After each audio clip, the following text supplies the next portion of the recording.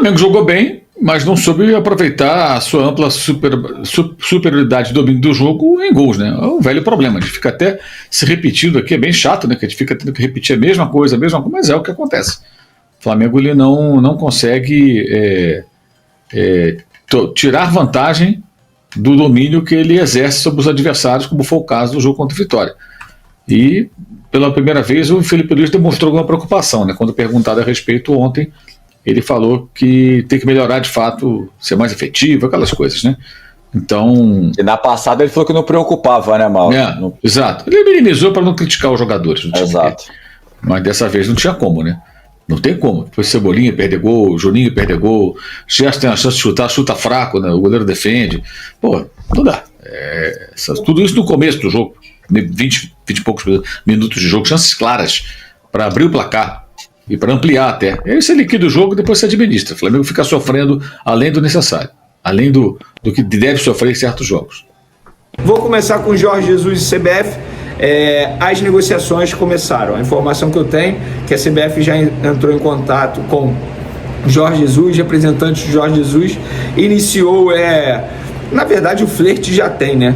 Mas iniciou essa conversa aí para quem sabe se tornar namoro entre Jorge Jesus e CBF. A informação que eu tenho é que o Jorge Jesus está louco para aceitar um possível convite da CBF. Agora, obviamente, vai depender de como essas conversas vão acontecer. Tem, enfim, pedida salarial, detalhes a serem discutidos, comissão técnica, muita coisa a ser debatida entre as partes, mas de fato agora oficial não é, porque não é a CBF dizendo, nem Jorge Jesus, mas oficial uma apuração minha que as conversas foram iniciadas entre CBF, entidade máxima no futebol brasileiro, e Jorge Jesus. Diz aí, torcedor brasileiro, você é a favor do Jorge Jesus no comando da seleção ou acha que deveria ser um outro treinador?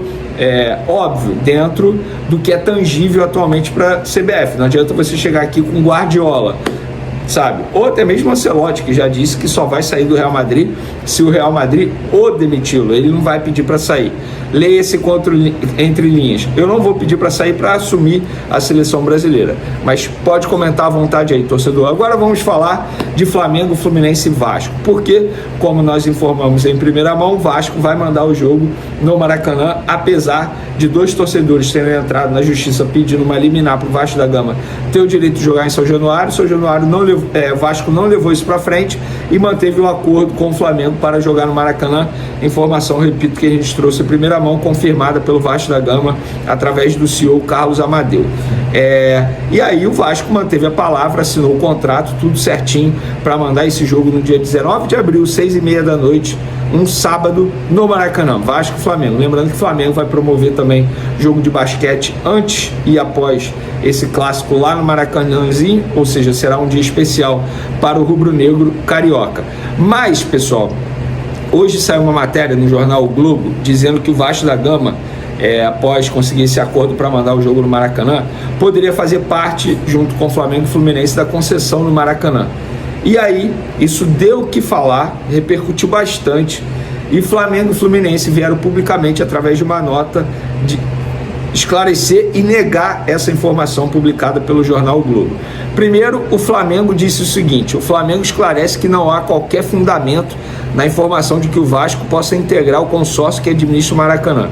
Flamengo e Fluminense, sócios no SPE, que é a Sociedade de Propósito Específico, firmaram um acordo pontual com o Vasco, permitindo que o clube utilize o estádio para até 4 partidas nos anos de 2025, ou seja, esse ano, e 2026, desde que haja disponibilidade de condições adequadas para a realização dos jogos. Não há, portanto, qualquer discussão em curso sobre mudanças na composição societária do Maracanã.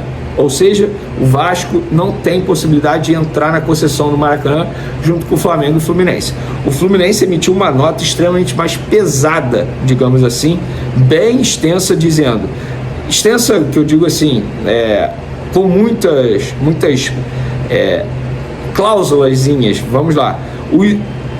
São inverídicas e de todo infundadas as informações publicadas pelo jornal o Globo. Citou o nome do colunista aqui até para preservá-lo, não vou citar o nome dele, na manhã dessa terça-feira, sobre conversas para a redivisão dos direitos da concessão no Maracanã.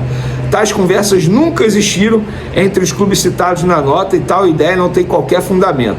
Os interesses dos clubes, tanto no Fluminense quanto do Flamengo, estão protegidos por cláusulas específicas, portanto, sequer haveria fundamento para tais conversas. Ainda assim, cabe esclarecer, o modelo de divisão de receita e despesa do Maracanã não está previsto no edital do governo do estado, tendo sido um acordo firmado entre Fluminense e Flamengo. Esse acordo prevê que qualquer terceiro que tenha interesse em ser sócio dos clubes no Maracanã precisa de autorização de Fluminense e Flamengo. O acordo prevê que qualquer terceiro tenha no máximo metade da participação do Fluminense. O Fluminense não tem prejuízo decorrente da participação como acionista do Maracanã. O acordo assinado ontem apenas estabelece que os jogos entre os clubes Fluminense, Flamengo e Vasco serão disputados no Maracanã com divisão de 50% de torcida e que será respeitado o lado sul da torcida do Fluminense. O Vasco poderá pleitear também outros 4 jogos por ano em 2025 e 2026. Então, está aí as informações publicadas pelo Flamengo e pelo Fluminense e confirmando a nossa apuração de que o jogo Vasco-Flamengo será no Maracanã. E vou dar minha opinião, eu dei minha opinião hoje lá no SBT. Galera, o Vasco da Gama não pode pensar como torcedor. Os dirigentes, eles não podem ter cabeça de torcedor. Vamos levar o jogo para São Januário de qualquer jeito, vamos brigar com o Flamengo. Não. O Vasco da Gama está sendo profissional, é uma atitude profissional, porque o Vasco da Gama vai ficar sem São Januário. São Januário vai entrar em reforma. E aí eles jogarão aonde? Então o clube, pensando lá na frente em uma boa relação, e essa boa relação foi estabelecida com a nova gestão do Flamengo, isso quem me disse foi pessoas do Flamengo, não foi nem pessoas do Vasco, que a relação foi muito boa, muito tranquilo o papo, não teve problema algum nos bastidores. O Vasco da Gama foi extremamente profissional. O torcedor do Vasco pode ficar revoltado, porque tinha que mandar em São Januário, é o Flamengo, não estamos nem aí. Não, cara, não pode ser assim. Você tem que pensar lá na frente, tem que ser profissional. E eu acho que o Pedrinho e os seus pares, os dirigentes, foram profissionais e mandaram bem. Pelo menos é a minha visão, acho que é bom para todo mundo, bom para o Flamengo, bom para o Fluminense. Jogos no Maracanã, 50-50, bom para o torcedor, seja rubro-negro, vascaíno, tricolor, é bom para todo mundo. É bom para todo mundo. O torcedor do Vasco pode ficar revoltado agora. Eu vi alguns me xingando, você é flamenguista, não tem que falar. Gente, óbvio que eu vou falar. Quando é para criticar a diretoria do Vasco, eu critico, porque eu não vou elogiar quando eu acho que eu devo elogiar. Acho que o Vasco fez bem, o Flamengo fez bem, o Fluminense fez bem, bom para todo mundo, é o torcedor que sai ganhando. Para finalizar nosso vídeo, mentira, tem 2 assuntos ainda, Gerson e Pedro. Eu vou começar com Gerson. Gerson renovou o contrato agora de maneira oficial, algo que a gente havia dito aqui. Agora ele tem um contrato mais longo do atual elenco, vai até 2030, uma renovação extremamente justa pelo que o jogador apresenta dentro e fora de campo, capitão na essência da palavra, ajuda demais outros jogadores, sobretudo o Wesley. O Wesley, sempre que tem oportunidade, valoriza o Gerson, dizendo quão importante ele foi nessa volta por cima do Wesley no Flamengo. Então eu acho que é uma renovação com status de contratação. O Gerson fica aí até 2030, é titular inclusive na seleção brasileira atualmente, sem sombra de dúvidas. E o Gerson, em entrevista à Flamengo TV, falou sobre a renovação de contrato com o Flamengo. Cara, gostei das palavras dele. O Flamengo não tinha necessidade de renovar agora, pois ainda tinha 1 ano e meio pela frente, mas fiquei contente por estarem vendo o que eu faço dentro de campo. É isso. Ele merecia essa valorização salarial, nada mais justo. Agora passa a ter o maior salário do elenco. Justo também, está jogando muita bola. O Flamengo está com grandes planos para a disputa do Super Mundial de Clubes em 2025 e sabe que precisa montar um elenco ainda mais qualificado para ter chances reais de conquistar o título. De acordo com informações do jornalista Antônio Carlos, o clube tem interesse em um nome de peso que pode agitar o futebol sul-americano, De Bruyne.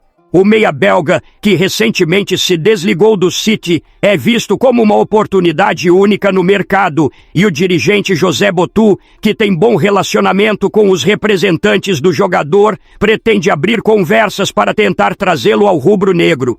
A negociação, no entanto, não será fácil. O belga ainda possui alto nível técnico e segue sendo alvo de clubes importantes na Europa, além de ter propostas tentadoras de mercados como Arábia Saudita e Estados Unidos. Mesmo assim, o Flamengo acredita no seu projeto esportivo e na força de sua camisa para convencer o craque a aceitar o desafio. O técnico Felipe Luiz é um grande admirador do futebol de Bruyne e, segundo fontes, já autorizou a diretoria a avançar nas tratativas. Parte da estratégia do clube envolve uma ligação direta de Felipe Luiz para o jogador, com o objetivo de apresentar pessoalmente o projeto rubro-negro, destacando a estrutura, o momento do time e a paixão da torcida. A ideia é mostrar ao jogador que ele pode encerrar sua carreira jogando em alto nível, sendo protagonista e disputando títulos importantes, como o Super Mundial, a Libertadores e o Brasileirão. A diretoria está confiante de que, mesmo com a forte concorrência, pode conquistar o coração do jogador através de um projeto bem estruturado, competitivo e com visibilidade global. A possível chegada dele representaria uma das maiores contratações da história do clube e mudaria o patamar da equipe para as principais competições que estão por vir. Agora eu quero saber de vocês contratariam De Bruyne? Deixe sua opinião nos comentários. Então é isso, nação, não esqueça de deixar a curtida no vídeo e inscreva-se no canal. Até a próxima e saudações rubro-negras.